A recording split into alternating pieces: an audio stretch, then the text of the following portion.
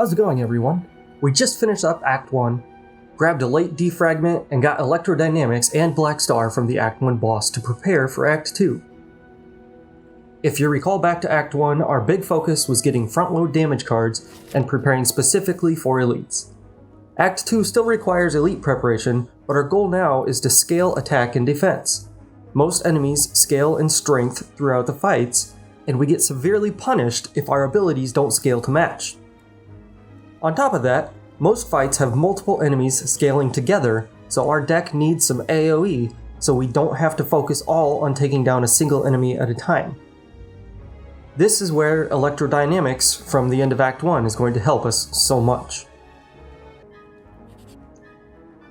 Here we are, first fight in Act 2, and Electrodynamics is already going to pay off.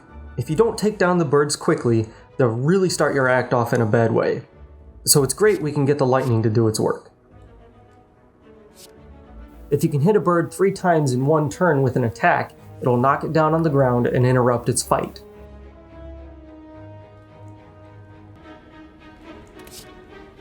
I'm going to skip taking a card here.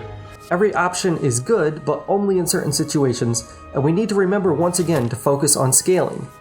I'd really like to take Turbo, but with the choker keeping our cards per turn to 6, it may not end up where we want it.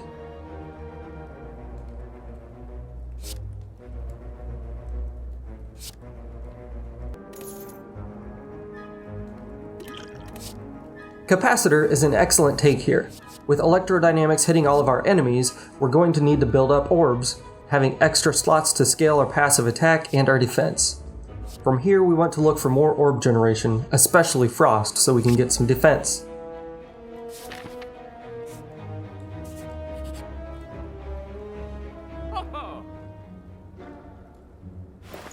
Wow, great options in this shop.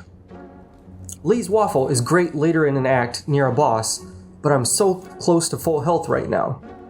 Apotheosis, of course, is a game changer, letting us take more aggressive paths that would require healing, since we can run all of our cards upgraded every fight. The trick is just making sure to get it in play at the right time. I'm tempted to take another hologram here as well, but I've got another potential shop coming up too, so I think I'll just take Apotheosis and move on. By the way, here's some more great synergy with the Bag of Preparation and Gambling Chip. It cycles cards through quicker and gives us a better chance at an early Apotheosis. We'll definitely want to get that upgraded as soon as we can. Now we've got some great opening hand synergies going on, so let's take a moment to break it down. First, Gambling Chip. This allows us to choose up to 7 new cards for our opening hand. That's great, but what are we looking for? Well, there are a few general cards we'd always like to see, but largely it's going to depend on what enemy we face. Apotheosis, Electrodynamics, and Defragment will almost always be welcome, but don't forget, we have a bag of marbles to hit our enemies with vulnerable first 2. So if there's only one enemy, or if they have a setup and buff turn as many do in Act 2, it may be fruitful to keep heavy damage cards in your hand. Don't load your hand too full of setup cards if you get into an encounter that's going to hit you really hard first hand. Don't forget, we have Horncleat for 14 free block on turn 2. So if we need to use that to finish our setup, so our first hand doesn't tank our health, we can do that too. Generally speaking, with multi-enemy fights, take them out from left to right. Not always, but in general, the left enemy tends to scale fastest. This doesn't count for Elite's fight though, but I'll cover those when we get to them. Once you've got a damage engine going, focus on taking as little damage as you can. If that means playing all your block cards, just make sure your enemy won't outscale your lightning. Sometimes the best way to avoid damage is, of course, taking out an enemy that's going to hit you hardest. Now that we've got a bit of a system working with this deck, one thing we really want to look for is more card draw and more Frost generation.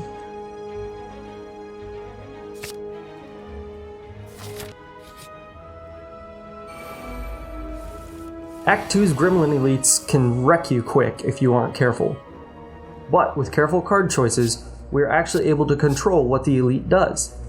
Do everything you can to take down minions as soon as they're summoned. If there are one or fewer minions, the leader has a higher chance of a do-nothing turn to summon more. After summoning more, it also has a high chance of buffing your minions, again, keeping you from being attacked. The more we manipulate this fight, the less likely we have a chance of taking huge hits from the leader. Don't underestimate the minions either. If we aren't careful, they go from being a nuisance to crippling your ability to do anything at all. The wizard charges up 2 turns and hits you for an insane amount. Fat Gremlin doesn't hit hard, but weakens you, making your attacks less useful. The angry Gremlin gains strength every time you hit him, so try to take him down all at once if you can. The shield Gremlin never hurts you, but blocks the others, which can once again keep you from manipulating the fight in your favor. There's one other Gremlin we don't see in this fight. The sneaky Gremlin has low health but hits for a decent amount every turn.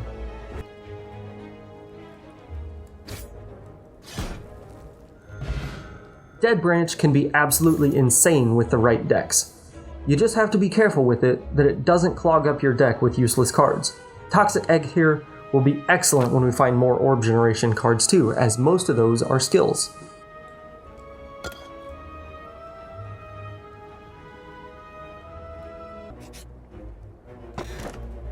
I'm tempted to take the blue key now since most of our damage is not dealt with attacks, but having extra strength can really be handy against some late game bad guys, so I'm going to go ahead and take the shuriken here. I'm thinking now I'd like to hit another elite this act, so let's take the right path, and then later we can decide if we have what it takes to hit the super elite, or we can hit another late act shop right before the boss. Here's another great example of taking out the enemy on the left first. The more you damage him, the more the healer will just focus on healing. And if you actually take out the healer first, the knight is going to end up hitting you for harder attacks later on.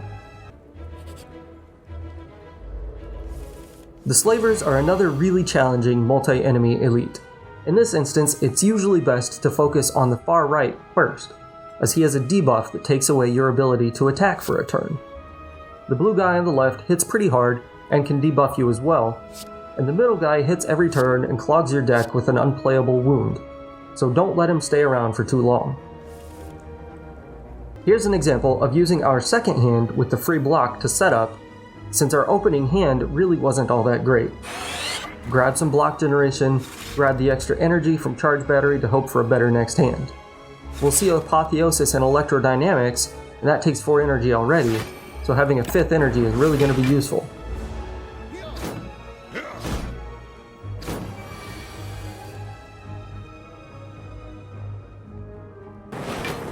Prayer Wheel is super handy early on in a run, but it can still help us here to get the last few helpful cards that we're going to need. Wing Boots are going to be great right away, allowing us to take some aggressive paths to finish out the act.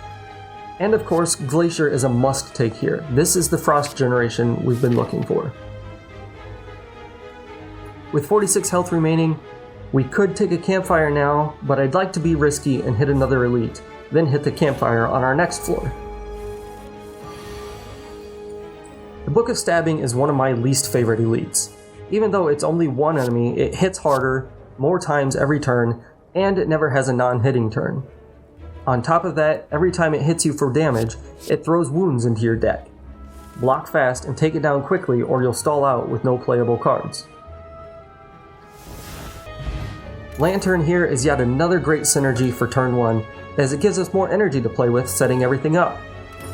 Duvu Doll is pretty boring here, but if we end up getting curses, it might be a little bit helpful.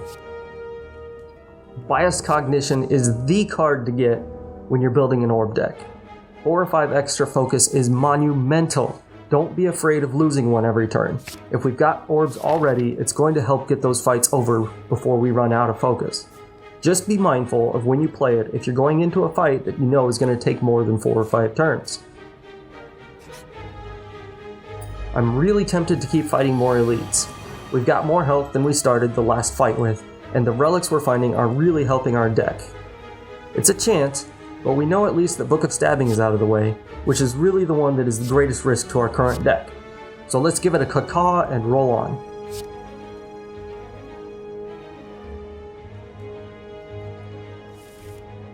Seeing these rewards makes me glad we took the chance.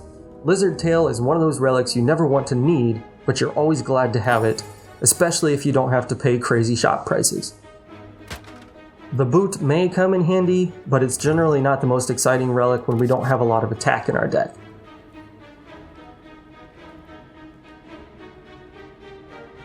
Here we've got another great shop with plenty of choices. Chemical X works really well with both Tempest and Reinforced Body. Meal Ticket is always a great find, and I'm going to take that over Chemical X, and we're going to get rid of a strike card. Let's go ahead and upgrade Apotheosis here to lower its cost, and before we move on to the Act 2 boss, it's time once again to shout out a caw in the comments section, and smack the like button and subscribe if you like this video and want to see more.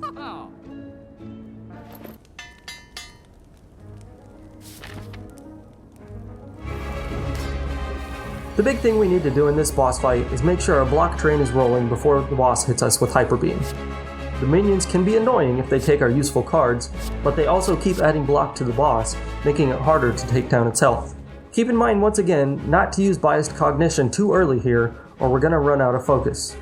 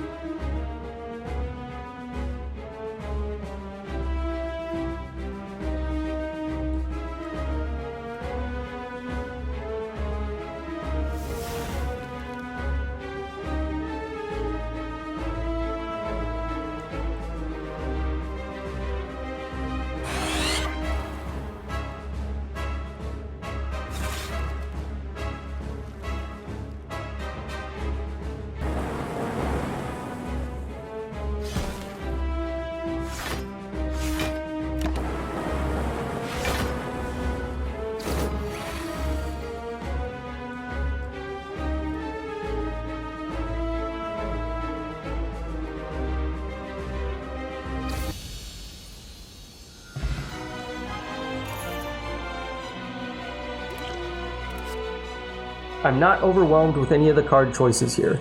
Echo Form can be really useful, but it kills an entire turn by costing 3. Let's go ahead and take it though, and hope we can manipulate the deck enough to make it useful. Maybe we can get a relic to help with that too. Just keep in mind, playing the first card twice towards our total of 6 cards per turn counts 1 on our choker. Actually, it's going to count 2 on our choker. Cursed Key is tempting here, but we need to open up some chests in the next act to grab the blue key, and clogging our deck with curses is going to hurt that. Let's take Astrolabe and get rid of a few more less than useful cards. It's a tough choice, but let's go ahead and get rid of Streamline here. Remember when I said earlier it becomes less useful as the run goes on? Well, here we are. Another Glacier and Stack are welcome here, and Meteor Strike will be fun if we can get it in hand and at the right time. It's also going to help us to prepare to play Tempest. Well, that's the end of Act 2, everyone. Act 3 is really about smart pathing and playing choices, fine-tuning the rest of the deck, grabbing the keys, and making the right choices when we hit Question Room events. When it's done, the Act 3 video is going to show up right here. And until then, have a great weekend, and I'll see you soon.